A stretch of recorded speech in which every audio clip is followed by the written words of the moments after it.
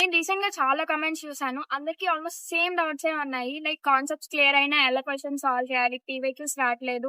Maths ప్రిపరేషన్‌లో కష్టమైపోతుంది. And short cuts నిజంగా వర్క్ అవుతాయా? Same doubts again and again. నేను ఈ క్వెషన్స్‌కి ఆల్రెడీ కామెంట్స్‌లో ఆన్సర్ చేశాను. But this time I really want try something different. So I am making a video.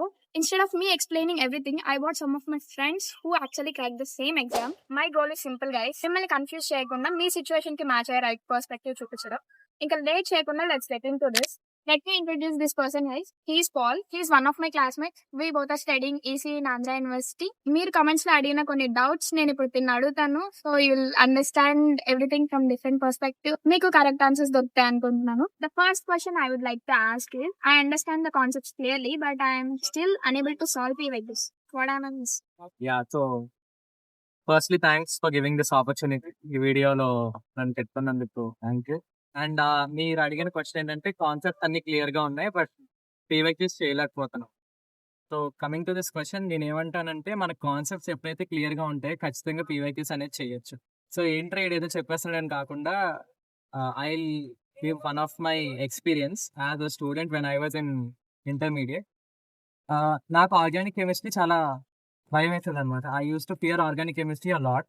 But నాకు ఖచ్చితంగా కెమిస్ట్రీలో మార్క్స్ కావాలి అనే ఒక జీల్ అనేది నాలో వచ్చింది. అండ్ నేనేం చేశానంటే ఒక 1 వీక్ కంప్లీట్గా నాకు ఆర్గానిక్లో రాని కాన్సెప్ట్స్ అన్నీ, like be it from YouTube videos or my textbook or my lecture notes కంప్లీట్గా చదివాను. That's when I understood that కాన్సెప్ట్ని క్లారిటీగా క్లియర్గా మన బ్రెయిన్లో ఎలా రిజిస్టర్ చేసుకోవాలనేది తెలిసింది. అండ్ అప్పుడు మీరు నమ్మరు, I solve 300 questions in like 2 days. అప్పుడు దాకా చేయలేనివి నేను చేయగలిగాను. ఆల్ ద పీవైక్యూస్ సాల్వ్ చేశాను. సో నేను చెప్పేది ఏంటంటే అది నేను 1 or 2 days లో చేసింది అయితే కాదు. I struggled with learning for more than 7 to 14 days. 7 to 14 days and 7 to 14 days beginning stage లో వస్తుందంటే ఐ డోంట్ సే దట్. అది నా 2 years ఇంటర్మీడియట్ అయిపోయిన తర్వాత I was in a state of mind where I learned all the concepts. Like ఒకసారి విన్నాను, but మళ్ళీ revise చేయాలి. అండ్ ఎస్, రివిజన్ కోసం నేను చెప్పాలనుకుంటుంది ఏంటంటే మనం కాన్సెప్ట్ ని 1 hour చదివితే రివిజన్ ఖచ్చితంగా దానికి 3 times మినిమం 3 hours చేయాలి. ఇది మాత్రం కంపల్సరీగా చేయాల్సిందే. అండ్ ఆ 14 days నేను డే అండ్ నైట్ చదవడం వల్ల I could eventually get the flow. అప్పుడు నాకు అనిపించింది పీవైక్యూస్ ఆర్ దిస్ సింపుల్ అని. ఎందుకంటే అప్పుడు దాకా నేను చేయలేని పీవైక్యూస్ అవి. బట్ వన్స్ నాకు కాన్సెప్ట్ క్లారిటీగా వచ్చినప్పుడు I started solving PYQs. Yeah, so concepts clear గా ఉంటే పీవైక్యూస్ 100% చేయొచ్చు. లైక్ నువ్వు ఈ ఆర్గానిక్ కెమిస్ట్రీ స్టార్ట్ చేశాను అన్నావు కదా, 1 week లో అయిపోయింది. సో ఇది ఎంసెట్ కి ముందు కదా, లైక్ ఈ 2 years ఇంటర్మీడియట్ అప్పుడు? నో, ఇది నాకు ఎంసెట్ కి ఒక 2 months ముందు, like when things are starting to get serious, నేను అప్పుడు స్టార్ట్ చేశాను. But I still regret it. నేను ముందు నుంచే అలా ఉండుంటే బాగుండేది. సో ఇప్పుడు 15 days ఉన్నాయి ఎంసెట్ కి. లైక్ వాళ్ళు ఇప్పుడు స్టార్ట్ చేయాలి, వాళ్ళకి రాని కాన్సెప్ట్ లైక్ ఆర్గానిక్ కెమిస్ట్రీ అంటున్నాం, or some concept in maths. Do you think they can do it? ఇది కొంచెం ట్రికీ క్వశ్చన్ అనే చెప్పాలి. బట్ మనకి ఒకసారి ఒక జీల్ అనేది వచ్చిన తర్వాత we can obviously start working on it. I don't say that 14 days లో ఏదో మ్యాజిక్ అయిపోతుంది అని కాదు. బట్ ఇప్పుడు దాకా మీరు నేర్చుకున్న దాన్ని రివైజ్ చేయడం అనేది ఇంపార్టెంట్. నేను ఇప్పుడు కొత్త టాపిక్స్ చదవమని అయితే చెప్పను.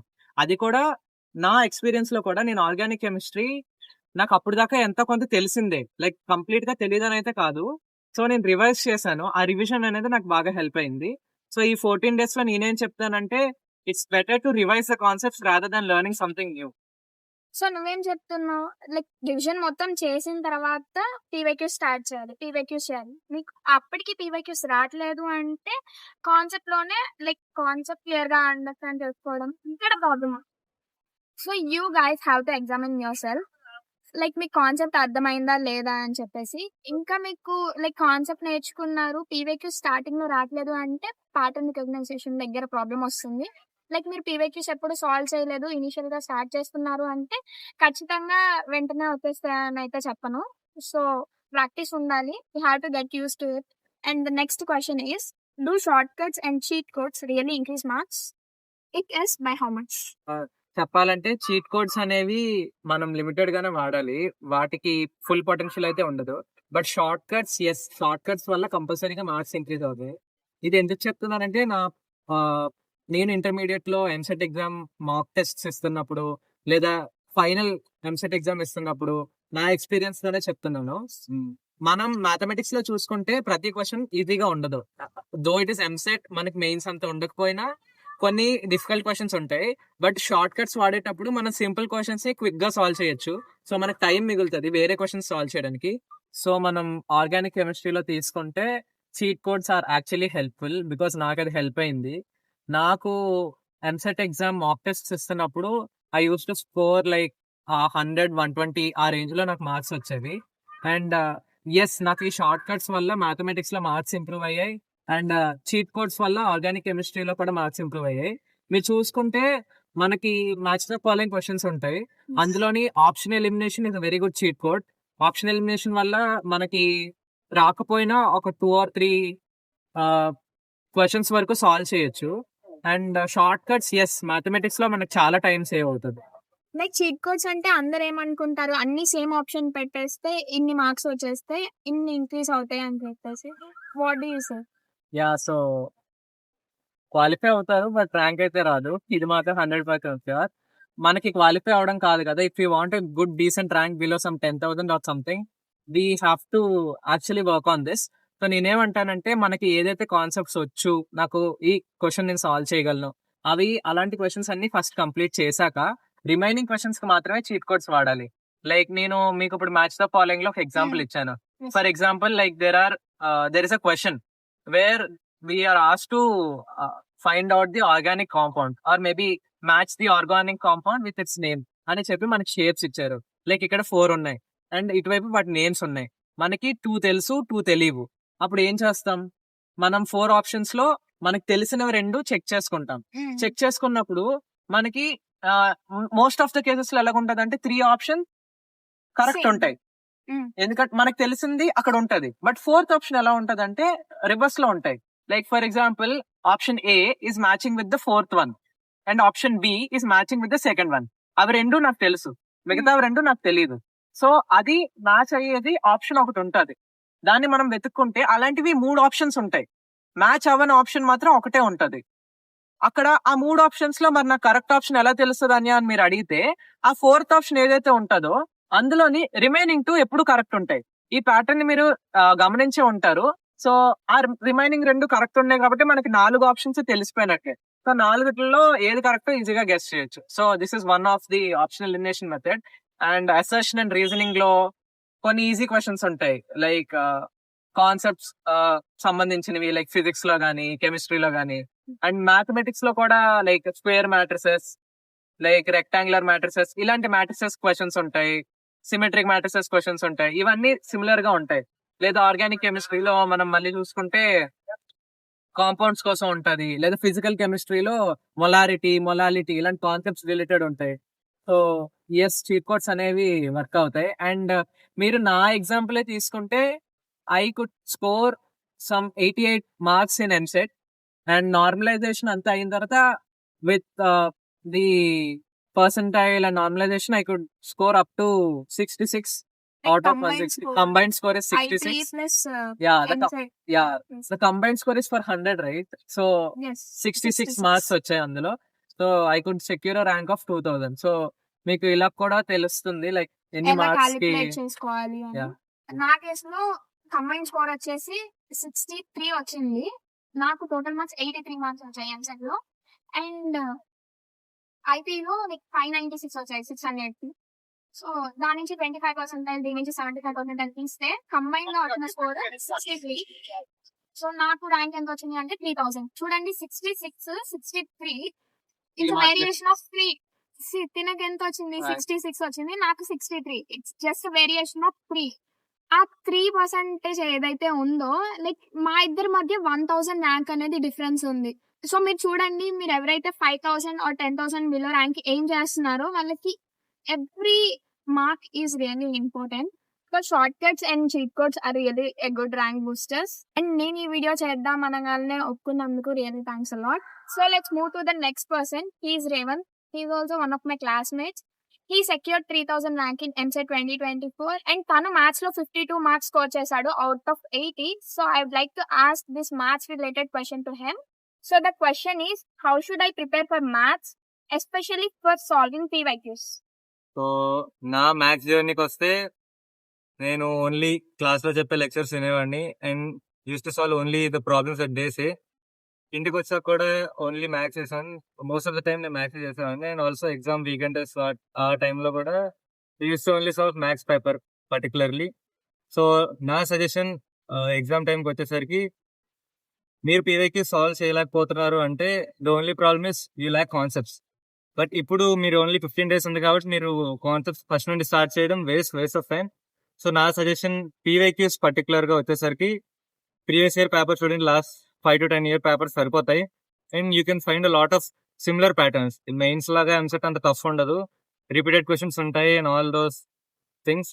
So same questions numbers marks ఇస్తారు. సో ఆ ప్యాటర్న్ ఫాలో అయ్యి మీరు ఎలా చేయగలరు అని చెప్పి చేయండి. That's more than enough to solve maths.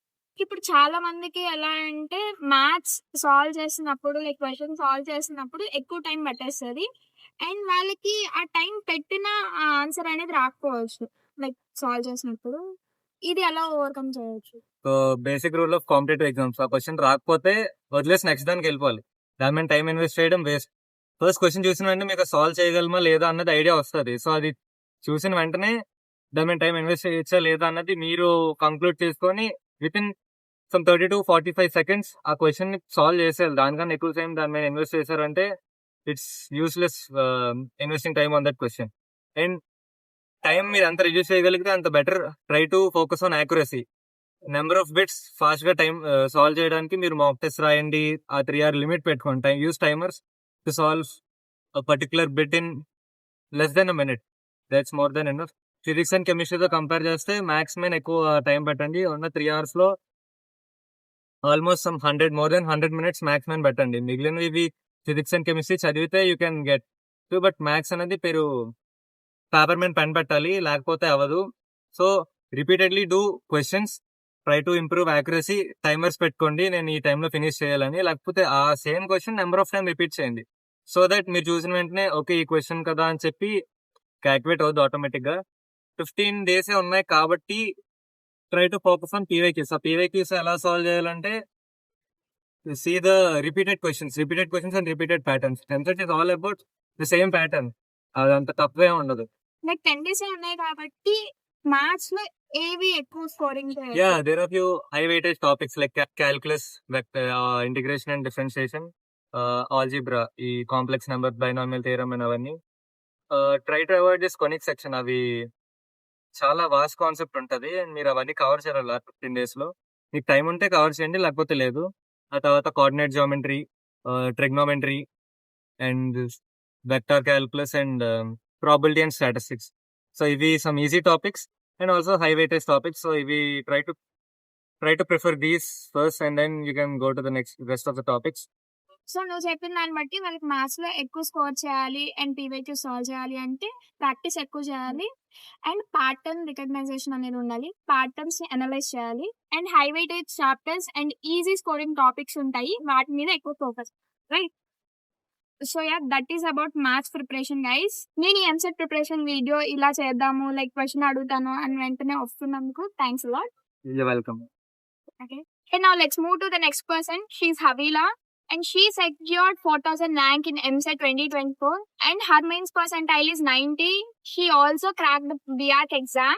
So the question I would like to ask her is, what should come first, concepts or PYQs? How do I balance both? This was something I personally struggled a lot with. First concepts to start cheyala లేదా PYQs to start చేయాలని చెప్పి. Initially I used to do only concepts, like మొత్తం theory prepare అయ్యి notes మొత్తం రాసుకునేదాన్ని. But when I actually had to try PYQs, I realized I couldn't solve them. So that's when it hit me. Concepts ఒకటి ఉంటే సరిపోదని చెప్పి I started doing the exact opposite thing. PYQs to start చేసేదాన్ని.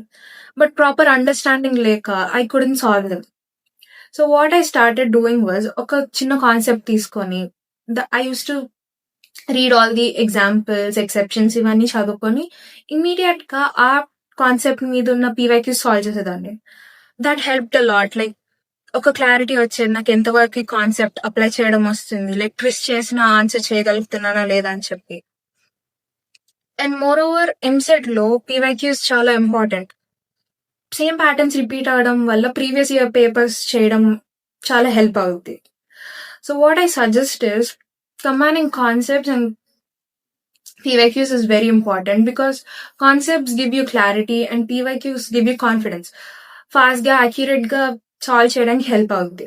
So in conclusion concepts do come first, but concepts ఒక్కటే focus చేసుకుంటే చాలా కష్టం. PYQs కూడా important role play చేస్తాయి కాబట్టి you need to give them priority to.